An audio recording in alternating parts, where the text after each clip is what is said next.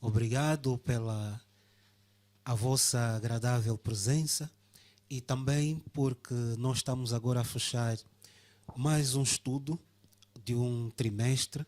Passamos 3 meses a estudar a história e a vida do povo de Israel por intermédio dos grandes homens de Deus, Esdras e Neemias. E hoje, no pouco tempo que temos, vamos procurar fazer um resumo alargado daquilo que foi ou daquilo que foram os aspectos mais positivos e negativos da história destes dois homens. Não foi fácil a condução do povo, não foi fácil levá-los de volta à presença de Deus e vamos procurar também ver quais são as incidências que existem entre o passado, o presente e o futuro. Eu não estarei sozinho, estou aqui bem ladeado do nosso amigo Beneneco Joaquim, a quem saúdo e desejo um bom estudo hoje. Que prazer e muito obrigado, irmão Durão. Obrigado a Deus, em primeiro lugar, pela vida e saúde e tudo que Ele tem nos dado, que nem imaginamos. Estamos aqui em palavras cruzadas, de um resumo de todas as lições que já tivemos, ou estamos a ter ainda, e para ver e aprofundar mais aquilo que Deus espera desse aprendizado, porque são lições e não podem ficar por isso mesmo, para que se circunscrevam na nossa vida e na vida daqueles que nos assistem, que nos acompanham, e que Deus, mais do que dizer e falar, quer que a nossa influência seja positiva para aqueles que nos rodeiam. E falando da história do povo de Israel, é interessante nós notarmos de como é que Deus escolhe dois jovens que provavelmente tenham nascido na Babilônia, num ambiente hostil de cativeiro, para poderem ter um papel de mediadores, tal como foi Moisés. Eu acredito que o Beneneco tem mais subsídios para enriquecer esse chamado destes dois homens, homens valentes de Deus, que nos ensinaram a forma ideal de como alcançarmos a vitória. Pois, aqui o fundamental reter o texto de Provérbios 22:6. Ensina a criança ou o menino no caminho que deve andar, para que mesmo quando adulto não se desvie do tal caminho. Ou seja, muitas das vezes a pessoa até adulta, na fase adulta, pode até se desviar, como aconteceu com o filho pródigo, enfim. Mas os ensinamentos bem dados e bem alicerçados na infância e na adolescência e também na juventude podem fazer muita diferença em qualquer parte em que a pessoa se dirija. Aqui temos exemplo de Daniel, de Neemias, de Esdras, que estiveram no cativeiro por muito tempo e lá, devido aos bons ensinamentos dos seus antepassados, seus pais e avós, foram homens que moveram o coração de Deus, podemos assim dizer, e Deus os escolheu sem vacilar, sem pestanejar, para que, por meio destes, Deus puxasse a verdade que estava escondida, estava tirada por terra, e porque Deus em todo o tempo está à procura dos verdadeiros adoradores, muito mais agora, no tempo do fim, e esses Neemias e Esdras estavam em condições de resgatar tanto aquilo que Israel perdeu, depois, sobretudo depois do cativeiro. Então,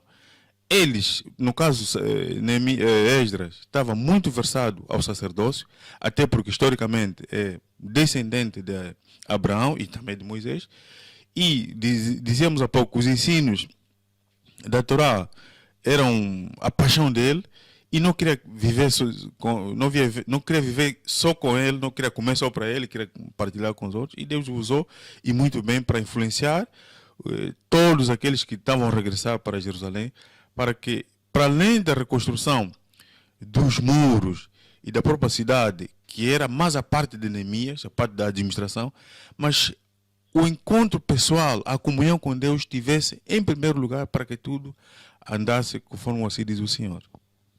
Sim, e aqui vemos dois aspectos fundamentais, que Esdras tinha um papel mais sacerdotal, um Pois. papel muito mais espiritual, Exato. até porque ele era da linhagem de Arão. Sim, E, os levitas. exatamente. E Neemias tinha um papel mais político.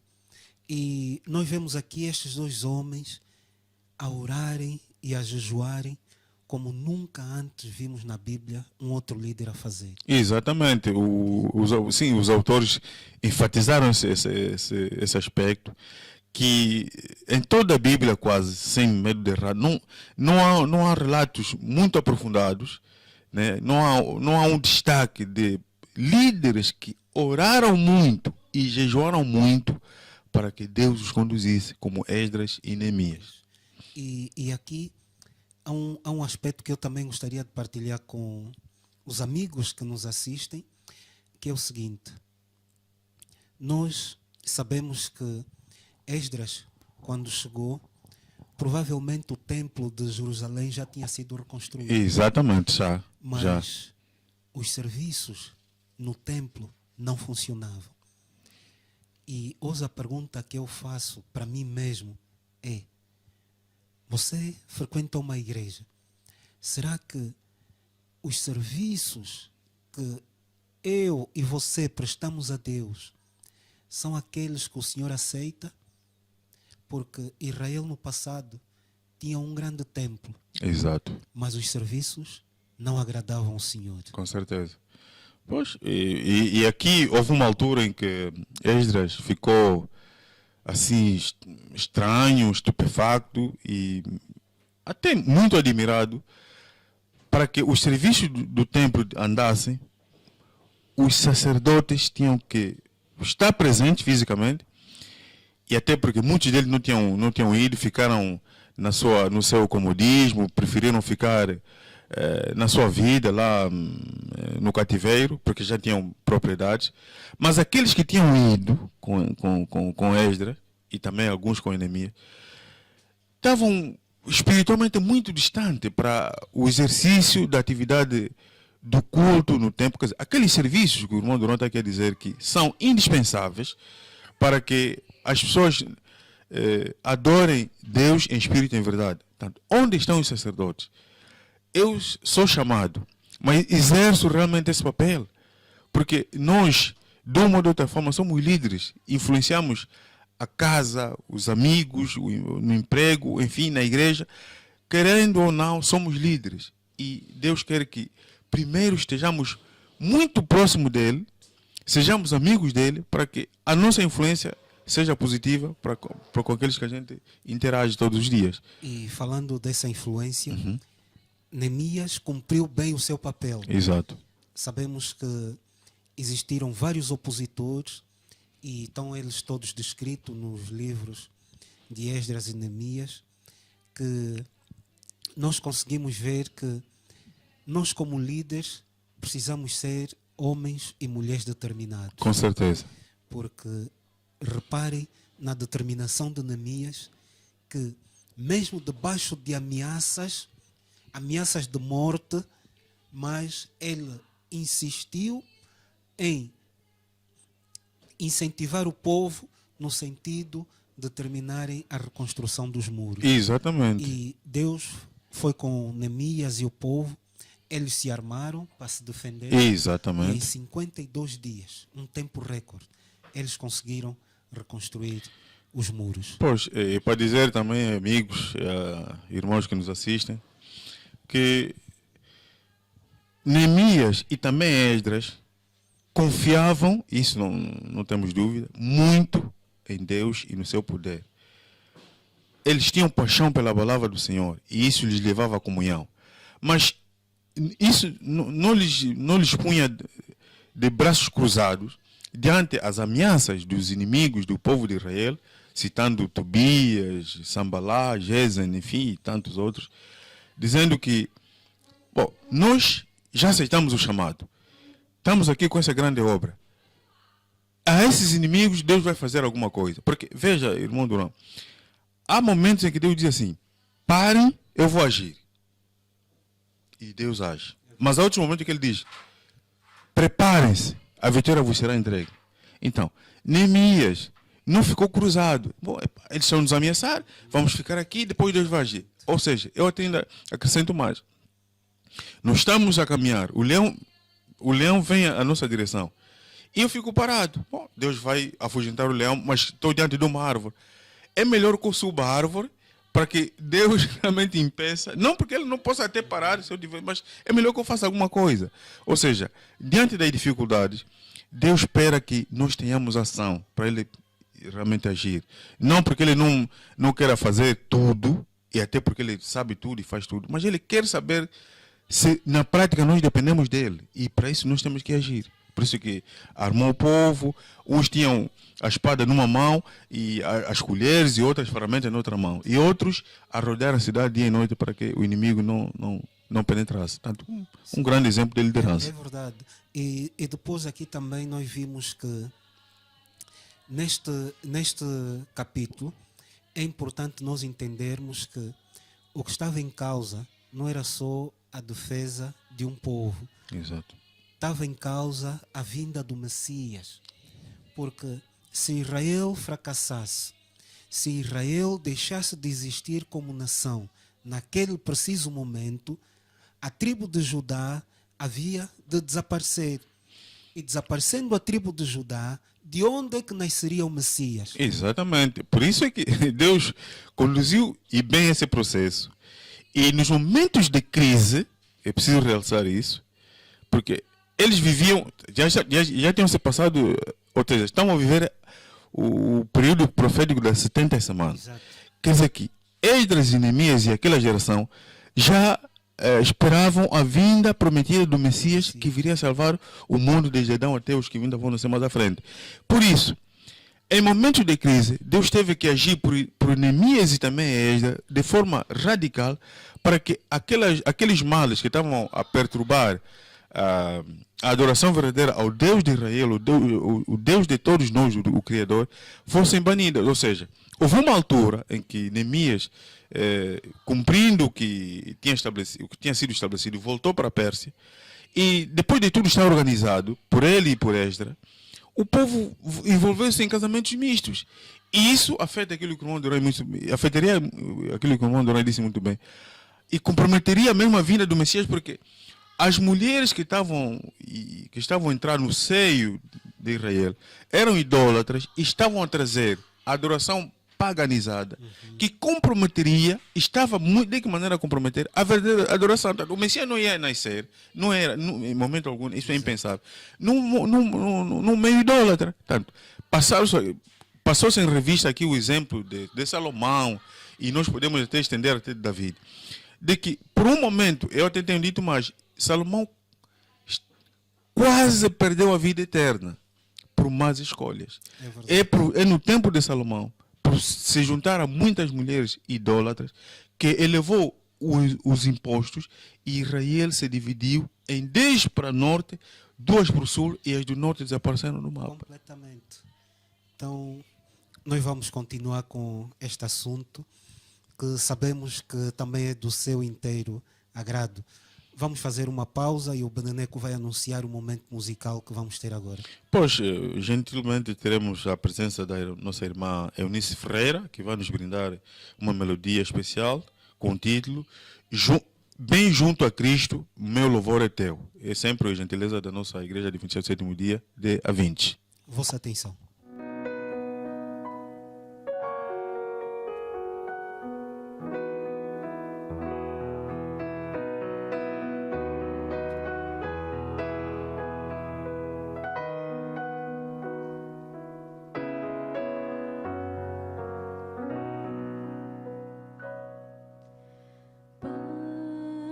Junto a Cristo,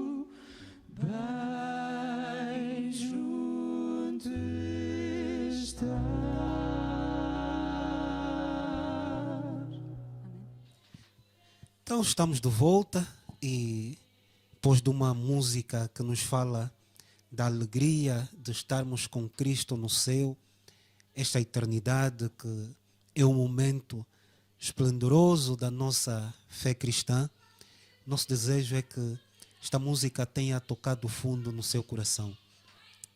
Agora vamos fazer uma inversão de marcha, uma aplicação espiritual. Pois é. Daquilo que foi a história do passado para o presente hoje. Exato. Aquilo que podemos aprender de bom, aquilo que de mal nós vimos que podemos corrigir para que, como o povo de Deus, não cometamos os mesmos erros. Exato. Sim, dizer, começando pelos casamentos. Hoje, fazendo o link com aquilo que nós falamos há pouco, o errado para os jovens que pretendam casar-se, enfim, não é tanto escolher alguém que tanto o futuro cônjuge que é de outro país, de uma outra província, de um outro continente, enfim. O problema não está aí. O problema é não ter para a comunhão e para a vida toda alguém que não seja da nossa fé. Porque as más decisões na prática da nossa vida podem ter consequências para o tempo e para a eternidade. Ou seja, são para aquilo que a gente vai vivendo no dia a dia e comprometem o futuro mais à frente. O mais importante é que, conhecendo a verdade e se deixar aconselhar pela palavra de Deus e pelas pessoas experientes que se prezam e que são zelosas quanto assim diz o Senhor, ter escolhas sábias para que os filhos e a própria vida do casal e da família em si seja para a honra e glória do nosso Deus. Portanto, E para aquelas pessoas que, infelizmente, entram para esse mundo, ou sem conhecer, ou porque a vida tem altos e baixos, caíram e envolveram-se nestes casamentos, ou podem se envolver nestes casamentos errados, ou seja, não aprovados segundo a vontade do Senhor, o conselho prático que Paulo também nos deixa é que, casado com um descrente, o crente não se aparte do descrente. Mas se o descrente quiser sair, que o crente não force a permanência do descrente, porque isso pode ser mesmo já o princípio do fim da vida, né, a dois, e da vida eterna. E eu vou falar também sobre os dízimos e as ofertas. Exato. Que foram umas das lições que tiveram um impacto grande na vida da igreja, sobretudo daqueles que estudam as lições da escola sabatina. E nós vimos que a mordomia cristã, irmãos, para mim é o uso judicioso e sem egoísmo da vida. Porque Deus quer que, à medida que nós devolvamos os nossos dízimos, que nós entregamos as nossas ofertas, o nosso coração fique limpo da ganância, do orgulho e da exaltação. Exatamente. Mas o ser humano é teimoso. Por isso é que muitas vezes nós retemos aquilo que não nos pertence, aquilo que pertence ao Senhor. Exatamente. E se no passado o povo retinha os dízimos e os obreiros, os servos, os sacerdotes viviam com dificuldades e tinham que trabalhar para além daquilo que Deus lhes tinha ordenado. Exatamente, para sustentar a família. Oh, irmãos, então hoje a situação não é diferente. Então nós precisamos de reavaliar. Nós precisamos de, tal como Neemias e Esdras, orar, jejuar a Deus, pedir ao Senhor que Ele nos oriente. Exatamente. Também queria realçar a questão do perdão. O que significa na prática para mim, para os amigos e as amigas que nos assistem, o perdão de Deus? Deus é perdoador, sim, é perdoador. Mas a questão é perdoador para sempre? E por ser perdoador, eu devo viver na prática do pecado só porque Deus é perdoador? É para a gente refletir. E é uma questão que realça aqui, a questão do perdão. Deus realmente perdoa. E quando nós cometemos alguma falha, e essa falha entristece o Senhor, e é uma falha que ainda está no conhecimento entre mim e Deus, convém já eu confessá-lo. Confessar e abandonar. Porque a Escritura diz que Jesus, ao ter ficado frente a frente com aquela mulher acusada de adultério, disse: eu também não te condeno. Vá, mas não peques mais. Ou seja, quando o pecado é só ainda do conhecimento meu e do Senhor, que eu já me desfaça dele o quanto antes. Porque quando se tornar público, eu não vou... A questão aí já não será de confissão, será de confirmar o pecado. Isso pode ser tarde para mim. Terá sido o caso de Eli, de seus filhos, e terá sido o caso de Acã, que assumiu o pecado em público, quando em privado, que era só de conhecimento de Deus, e ele teria o confessado. E eu também, o nosso tempo vai adiantado. Sim, com certeza. Gostaria de falar de um aspecto que sinto que nós adventistas temos uma tremenda dificuldade de perceber, que é a questão da guarda e adoração do sábado. Exatamente.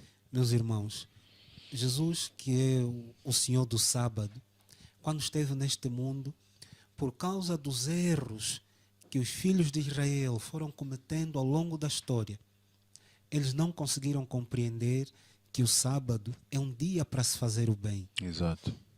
E hoje nós estamos mais preocupados em guardar o sábado do que com o Senhor do sábado. O sábado é um dia para se fazer o bem. Exatamente. Mais do que adorar, é um dia para se fazer o bem. Por isso é que Jesus deu vários exemplos na Bíblia. Quem dentre vós, tendo um animal caído no poço vai para a igreja e não salva o animal? Quem? Quantos de nós nos preparamos a correr porque somos diretores da escola sabatina, somos anciãos, somos pastores, Pois. os nossos amigos a precisar de ajuda e nós não conseguimos ajudá-los? E também queria falar um pouco sobre a influência, né, que pode impactar pela positiva aqueles que nos cercam, os filhos, a mulher, os parentes. Dizer que o ser humano tem dificuldades de agradar a Deus. E muitas vezes nos deixamos levar pela questão da graça em Jesus Cristo, pelo sangue que Ele verteu na cruz, e dizemos assim: a salvação é de graça. Sim, a salvação é de graça. Mas a graça não é barata. A graça é cara. E isso nos chama a atenção, querido amigo, querida amiga, de que aquilo que Deus espera de nós seja realmente positivo aos olhos dele. Ou seja, nós devemos ser bons aos olhos dele, não aos olhos dos homens. Porque, sobretudo no Antigo Testamento, encontramos vários exemplos de líderes que foram maus aos olhos do Senhor, outros bons. Uns começaram bem e terminaram mal, outros começaram mal e terminaram bem. Mas em tudo isso, Deus quer que eu e o irmão e a irmã sejamos bons aos olhos dele. E mais, do facto de a fasquia de santidade da maioria, ou seja, dos liderados, ser às vezes um pouco embaixo, Deus espera que os líderes, aqueles que são chamados a servir em primeira linha, tenham uma fasquia de santidade mais elevada. E mais, não estou a colocar a parte a responsabilidade individual de cada um. Porque, meus amigos, meus irmãos, se um dia nos perdermos, eu se um dia me perder, não é por causa da quantidade de pecados que eu fui cometendo ao longo da vida. É porque eu um dia neguei a graça, neguei o perdão.